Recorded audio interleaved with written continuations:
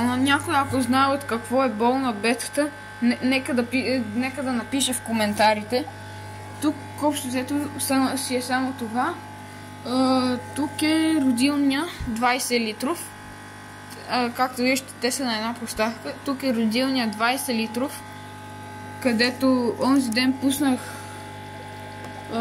малки антиистрищите. Тук някъде имаше и малък хелер, който е от вчера. Днес го пуснах. Ето го малкия хелер.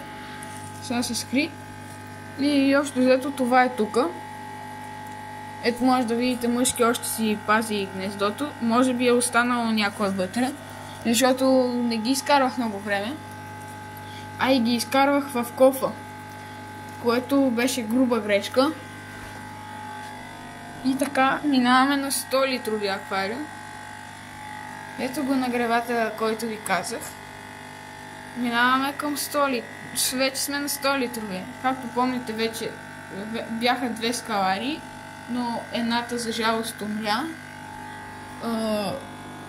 Ботия. Лухарчета. Тези са си още две, но не знам къде е втората. И тези са си още две. Ето е втората. Такава. Ето го и другия. Пангасиус. И тук е този аквариум, още не съм го нахранил, но няма да го храня сега. Ето виждате, че тавата как веднага се насочва нагоре. Ето, тук е папагала, тук имаме едно ново попълнение, този папагал. Ето го, ето е читалата, псевдопладистомата. Сома синодонт, който се казва Дончо. И преминаваме. Ако се чуете какъв е този лист, тук съм си принтирал цветно-американски цихлиди, някакви видове. И ето ми го.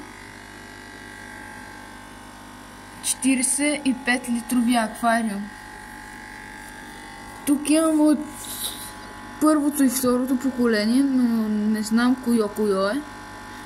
Имам и такива купувани, както това. Това там. И това, което дойде, е от мое си поколение.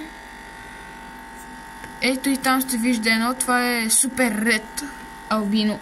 Супер ред. А това, къде беше? Ето го там. Е супер ред албино зад корена. Това си е обикновен антистрис. Тук Сае, Коридорас, Родостомуси. Има и две скаларийки. И добре хора, тук ще привършвам клипа и чао!